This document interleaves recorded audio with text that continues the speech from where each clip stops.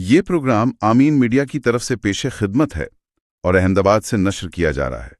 अस्सलाम वालेकुम वरहमतुल्लाह। आज की गुफ्तगू की शुरुआत जिगर मुरादाबादी के इस शेर से करते हैं, मेरा पैगाम मोहब्बत है जहां तक पहुंचे। नाज़रीन इकराम, इस तज्जियाती पेशकश में हम हालिया मजमून के नुकात को इंसानी दर्द, कानूनी पहलुओं और ज़मीनी हकीकत के साथ समझने की कोशिश करेंगे। देखिए, मौजूदा हालात में सच की आवाज़ दबाने की कोशिशें तो बढ़ रही हैं, मगर उम्मीद की किरणें भी रोशन हैं। बिल्कुल, और हमारा मकसद इल्ज़ाम लगाना नहीं बल्कि फ़हम पैदा करना है, ताकि गुफ्तगू नफरत नहीं इंसाफ की राह दिखाए। जी, तो आज हम चुनाव के कानूनों में एक ऐसी तब्दीली पर बात कर रहे हैं जो सुनने में तो शायद छोटी लगे, पर इसका असर बहुत गहरा है।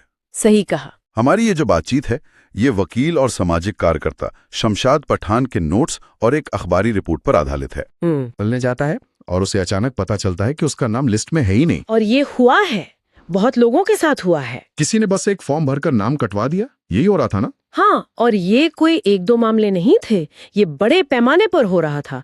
ये सिर्फ एक गलती नहीं थी, बल्कि एक पैटर्न था। और इसका सीधा असर लोगों के वोट डालने के हक पर पड़ रहा था। बिल्कुल, उनके संवैधानिक हक पर। तो सबसे पहले ये समझते हैं कि ये नौबत आई ही क्यों?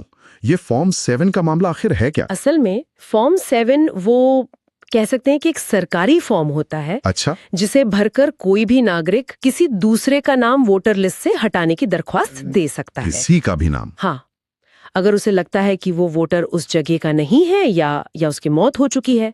दिक्कत ये थी कि लोग बिना किसी सबूत के झूठी वजह बताकर इस फॉर्म का गलत इस्तेमाल कर रहे थे। मतलब कोई भी किसी पर इल्जाम लगाकर उसका नाम कटवा सकता था और अधिकारी बस मान लेते थे। हाँ, क्योंकि इसका दबाव सीधा जमीनी स्तर के चुनावी अफसरों पर आता था, जिन्हें हम बीएलओ कहते हैं। जी, बूथ लेवल ऑफिसर, और उनके ऊपर के अधिकारी यानी ईआरओ पर भी।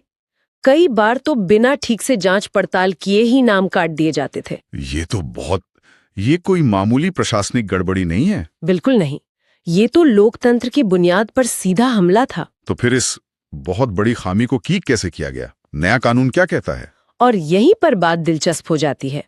नए नियम के मुताबिक अब अगर कोई किसी का नाम कटवाने के लिए फॉर्म 7 भरता है, हाँ, तो उसे अपनी शिकायत के साथ पुख्ता सबूत भी देने होंगे। सबूत देने होंगे? जी, और अगर वो सबूत नहीं दे पाता या उसकी दी हुई जानकारी गलत निकलती है, तो इसे अब एक फौजदारी जुर्म माना जाएगा। फौजदारी जुर्म मतलब क्रिमिनल ऑफेंस? जी, इसकी सजा क्या है? सजा भी साफ है, 1 साल तक की कैद और जुर्माना। वाह! इस कानून की सबसे खास बात यह है कि अब जिम्मेदारी मतलब बर्डन ऑफ प्रूफ शिकायत करने वाले पर है। अच्छा, पहले आप किसी पर भी इल्जाम लगाकर निकल सकते थे, अब आपको सबूत देना होगा। अब वो अर्जी सिर्फ कागज का टुकड़ा नहीं, वो आपको जेल भी पहुंचा सकती है। लेकिन एक सवाल उठता है, क्या इस नए कानून का भी गलत इस्तेमाल नहीं हो सकता? कहीं ऐसा तो नहीं कि अब लोग जरूरी शिकायतें करने से भी डरेंगे? देखिए, ये एक बहुत वाजिब सवाल है। कानून का मकसद ईमानदार शिकायतों को रोकना नहीं है। इसका मकसद है बिना सबूत के झूठे इल्जामों को रोकना। अगर किसी के पास ठोस वजह और सबूत हैं, तो उसे डरने की कोई जरूरत नहीं। ये कानून सिर्फ उन लोगों के लिए है जो सिस्टम के साथ खिलवाड़ करना चाहते हैं। ये बदलाव तो बहुत बड़ा है। ये आया कैसे? मतलब क्या सिर्फ एक शिकायत काफी थी? नहीं, बिल्कुल नहीं। इसके पीछे एडवोकेट शमशाद पठान और दूसरे सामाजिक कार्यकर्ताओं की एक सोची समझी रणनीति थी। अच्छा, उन्होंने सिर्फ शिकायत नहीं की, बल्कि एक कानूनी दबाव बनाया। लोगों को सिखाया कि कैसे अपनी आवाज उठानी है। अफसरों को उनकी जिम्मेदारियों की याद दिलाते हुए लिखित नोटिस भेजे। यानी सिस्टम को बाहर से कोसने के बजाय सिस्टम के अंदर रह के उसे कानून के दायरे में ठीक किया गया। ये बहुत बड़ी बात है। आपने बिल्कुल सही पकड़ा। ये इस बात की मिसाल है कि जब नागरिक जागरूक हों और कानूनी रास्ते अपनाएं, तो निजाम में अच्छी तब्दीली लाई जा सकती है। तो अगर कोई हमें सुन रहा है, तो उसके लिए सबसे जरूरी बातें क्या? उसे क्या करना चाहिए? 3 बातें याद रखनी चाहिए। पहली, अपना नाम चुनाव की लिस्ट में वक्त वक्त पर जरूर चेक करें। ये बहुत जरूरी है। दूसरी, अगर कोई भी गड़बड़ी दिखे तो फौरन लिखित में शिकायत दर्ज कराएं। ओके। और तीसरी, ये याद रखें कि अब कानून आपके साथ है और झूठी शिकायत करने वाला खुद मुश्किल में पड़ सकता है। ये वाकई हर वोटर को ताकत देने वाली बात है। हाँ, और ये एक अहम सवाल भी खड़ा करता है।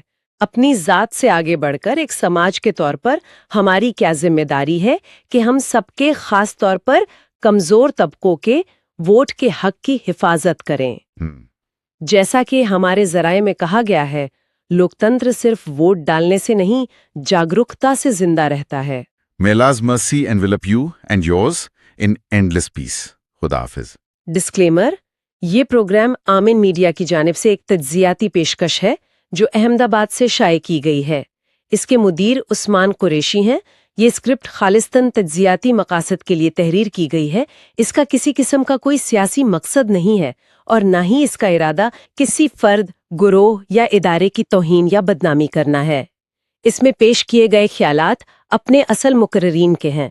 जरूरी नहीं कि आमीन मीडिया इन ख्यालात से मुत्तफिक हो।